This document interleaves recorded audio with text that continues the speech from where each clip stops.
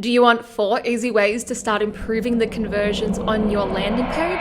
Well, in this video, I'm going to be using a real example of a real client for how we went from this to this.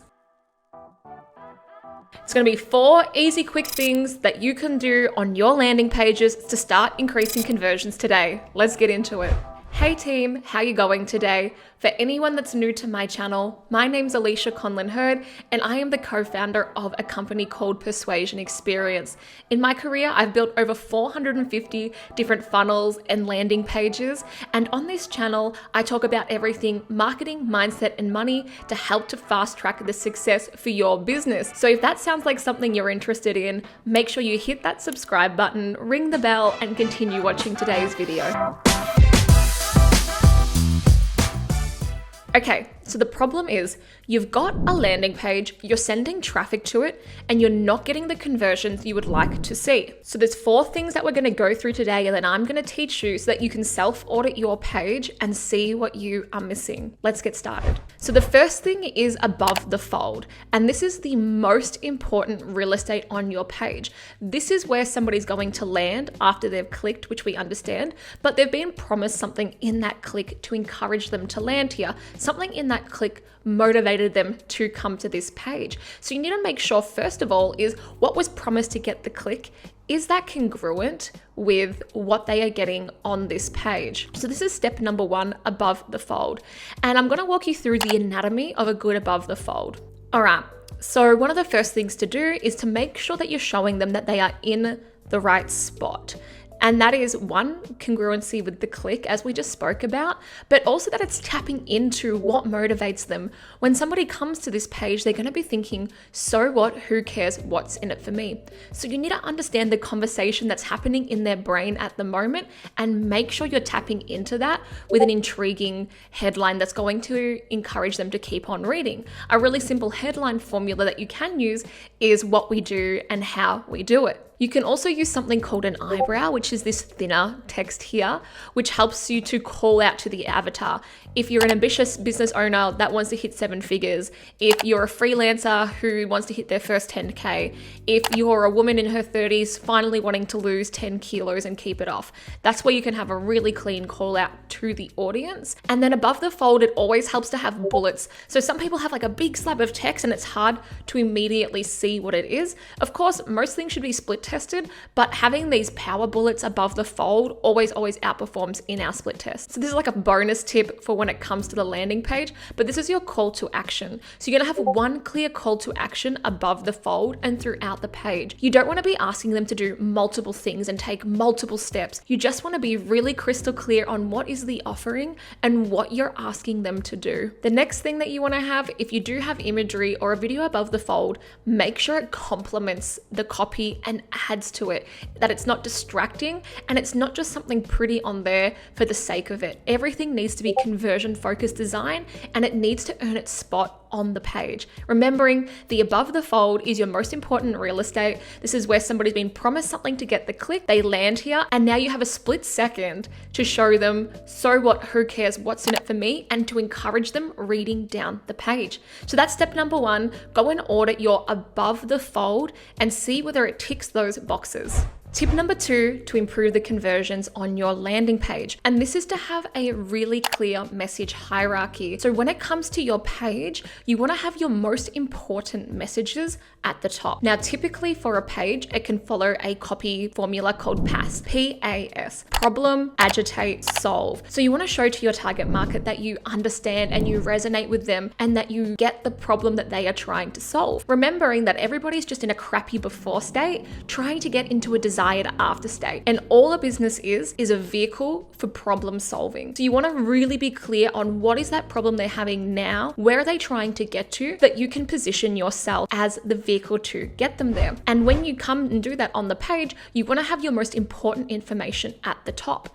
Now, how can you figure out what the important information is? How do you know where to start? Well, remembering that your landing page should just basically be your digital salesperson. So the most important things to sell, to get them to take the action action to get them motivated needs to take a very clear hierarchy at the top of the page. So as an example, with this client raffle, we surveyed their thousands and thousands of past customers, and we found out what was the most important thing. And a big thing was skepticism to overcome. So above the fold, we added in a lot of social proof, but we also know that the main reason somebody would do a raffle online is to make money. So we wanted to say, what is the money made? Have a clear call to action above the fold, and then start getting into the most important things they need to know. So remembering that your marketing is just inputs and outputs, and if it's garbage in, it'll be garbage out, and everything needs to start with your target market. So the better you can understand them, and you can see in those survey responses, well, what do people say the most? And then the things that kept coming up the most, we turned that into the hierarchy of messaging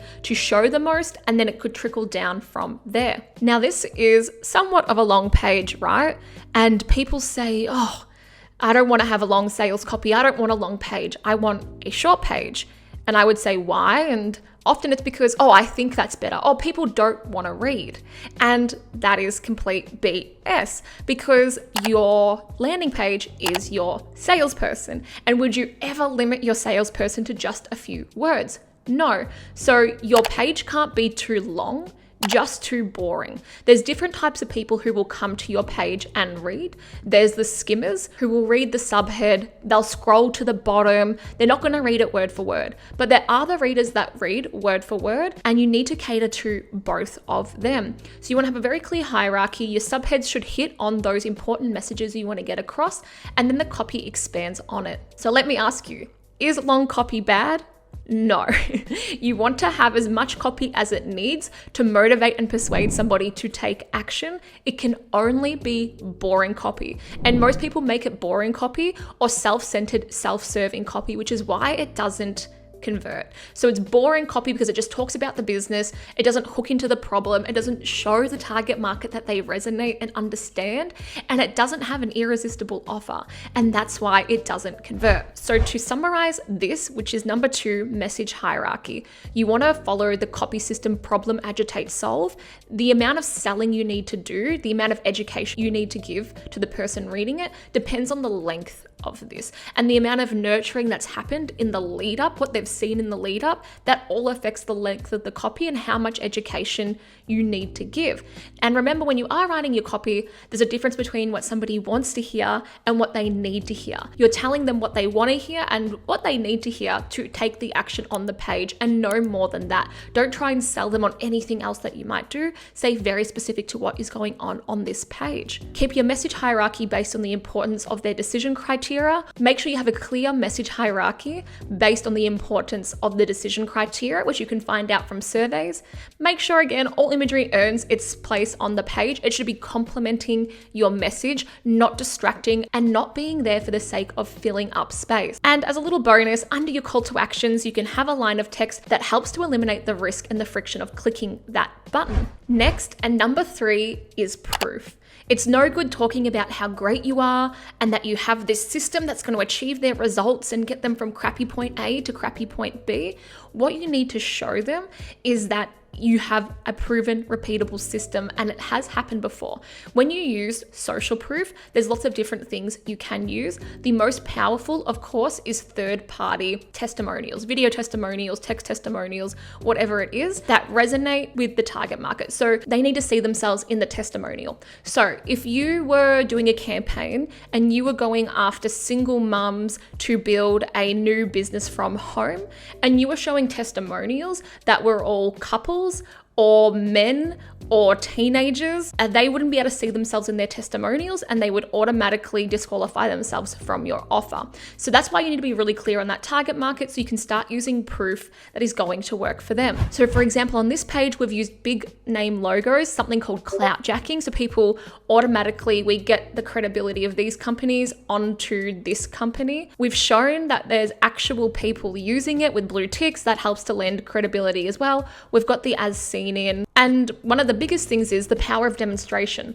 So it's not enough to say, oh, you're going to make £11,000 from this. We wanted to show real ticket stubs and real people that are actually achieving the result that we are promising. So you have to demonstrate and prove that what you're saying is true. Any big statements you're saying, you need to prove those. Another great way to use proof is to obliterate objections. So one way to use proof is for that person to see themselves in that proof and see the outcome, see that the big transformation you're promising is achievable for people like them.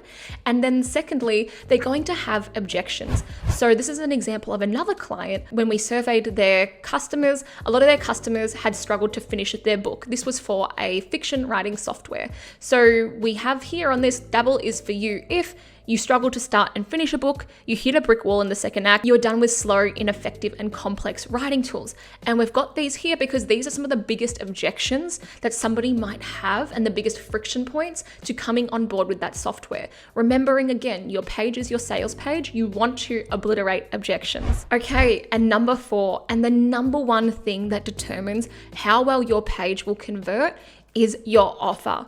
At Persuasion Experience, we call this your golden hippo offer. What's going to be something so irresistible, it's going to persuade that person to take action then and there, motivate them that they actually want to do what you want them to do on this page. So basically, we've never seen a weak offer dominate an industry. And if that is your plan, you want to play to win, not just play to compete, then you need to have the strongest offer in your market. Now, how do you do this? Well, you need to understand the dream outcome for your target market, and you need to show them that you're going to get there with your offer. So an offer is a little bit different in different industries, whether it's e-commerce, SaaS, or lead gen. And remember, people aren't looking for a solution. They're not looking for some random thing. They finally want the solution to that problem. And the clearer you can get on understanding that problem, the easier you can show that you are going to transport them there to that solution. So a really easy way to do this is by using the value equation that was in Alex Hormozi's $1 Million Offer book. And this is what the value equation is. So we have the dream outcome, what do they want to achieve, times the perceived likelihood of achievement, divided by time delay, how long is it going to take them to get there, and effort and sacrifice. That's how you show value in your offer. Now, an example of e-commerce is here. We've got the perceived likelihood through the testimonials. We've got the dream outcome. We're showing the problem solved in the bullets, the time delay, and the effort and sacrifice. So this offer, it's transferable to any industry, no matter what it is. Next, we have the SaaS example, Dabble. So the perceived likelihood, you're joining thousands of people, the dream outcome, the effort and the sacrifice, and the perceived likelihood, a published author. That is their dream outcome. Then we've got lead generation. So give me 30 minutes and I'll show you where to focus in 2022 to unlock more time, grow your business, and increase profits. This was another one of our clients, and after we surveyed their clients, we found out the number one word that everyone was using was focus. I need focus, clarity. What should I do? And that's how we generated this offer for this market. So what these people are opting into is a focus finder session. And we've got, again, all of the different things above the fold really easily, showing them that they are going to get an irresistible golden hippo offer. So going back to the raffle example, a great way to show this is to stack that value. Now, of course, this is going to vary industry to industry, but don't be dismissive and think, oh, this is not applicable to me. What's applicable to you is this. You are talking to humans. If you want to persuade somebody to take action, the perceived value needs to be higher than the dollar value. Now, you might be sitting back and thinking, this isn't for me. Those aren't relevant. My business is different. My business is better. My business has different target market. Incorrect, because your business targets humans, and human psychology and human behavior hasn't changed in thousands and thousands and thousands of years. We are still wired the exact same way as we used to be as cavemen, and all of these persuasion techniques are still relevant today, and they're going to be for another thousands and thousands of years. So what you need to do is unpack the thinking behind this, right? Which is, how can I show value? How can I build an irresistible offer? How can I stack value and show somebody I'm going to to help them to get to their desired after state. So for this particular client, we looked at all of the different problems they were going to have, and we tried to reverse those with a different part of the offer. So they get a mega demand prize checklist because they don't know what sort of prizes to run. They don't know how they're going to sell tickets. They don't know how to promote it on social media. They don't know how to promote it on emails. And then we added a few other parts of value. So if you want to create a winning Golden Hippo offer, you need to show the dream outcome, the single crystal clear desired end result that they want to achieve. You want to show that you solve a problem and clearly show you give the solution to that problem. Immense value, make it a total no-brainer and stack the value they're going to get. And then make sure the risk is eliminated and removing the friction. You can use a guarantee and third-party proof. Awesome. So those were the 4 things that you can go and look on your landing page now and see if you're missing any of those elements. If you can only start with one of them, start with the offer. An amazing offer with weak copy, ugly design, poor social proof is going to outperform anything else in the market. You can have the best copy, best design, but if you're not dialed in on the offer, then it will never out convert. Once you've got the offer dialed in, you can update the above the fold, you can add in more proof, and you can start to adjust that message hierarchy to support the offer. The offer is at the core of everything on this landing page if you're trying to motivate somebody to take action. Thanks so much for watching today, team. I hope you enjoyed this video on how to improve the conversion on your landing page. Are you having any other marketing problems, funnel not working, or you're just trying to get more leads and sales? Let me know what problems you're trying to solve in the comments, and I will be able to solve them in a future video. And make sure you subscribe and ring the bell so you can be kept up to date on my newest videos that come out to help boost your marketing. Awesome. Thanks again for watching. Have a great day.